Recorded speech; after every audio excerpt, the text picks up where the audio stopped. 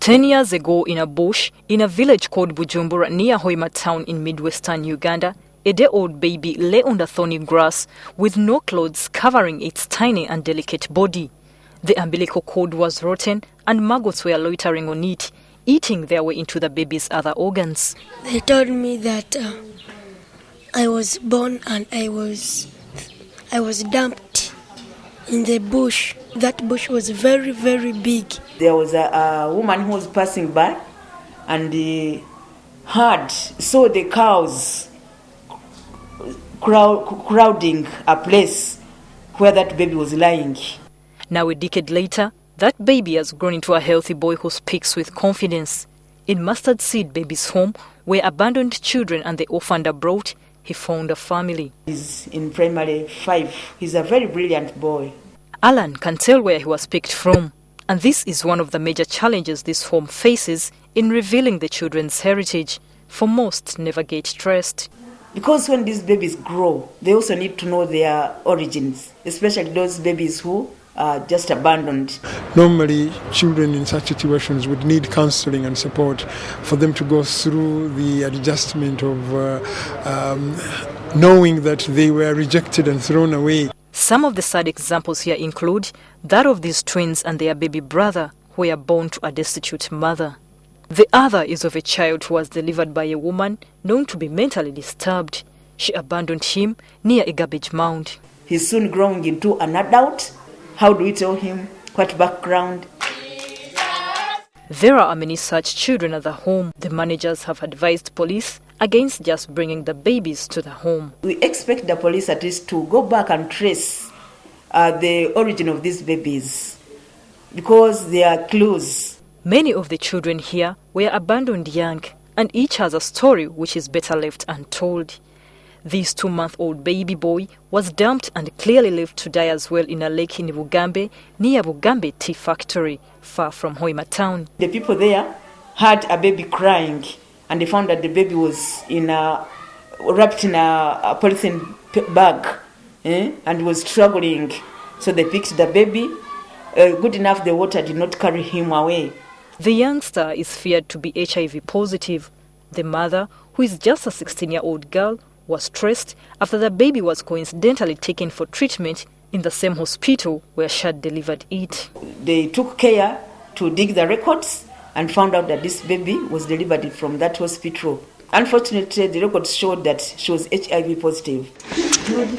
The young mother's resolve to throw away her child could have arisen from the fact that she was defiled either by a family member or close relative, as is usually the case. Police say this vice is rampant in this region and they are fighting hard to contain it. Some people delay reporting these cases simply because of gain. Maybe they negotiate with the person who has committed the offense in the village. When it fails is when now they come to report to the police.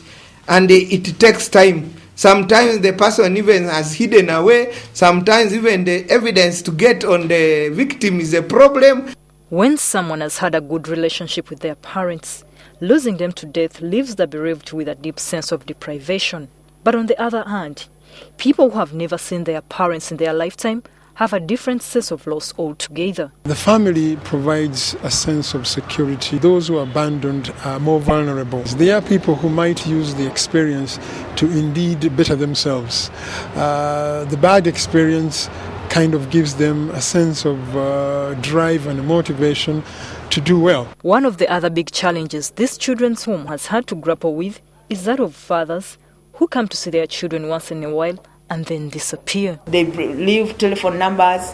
When you try to contact that number, it's not on. The nurturing of a child requires consistency. And if there are such breaks, you're not likely to have positive impact on that child. I think you're likely to leave this child quite confused. The other situation that gives rise to single parenthood is when mothers die during childbirth. This is more common in Chibale district that borders Hoima to the south. Hospitals are there, but they are far.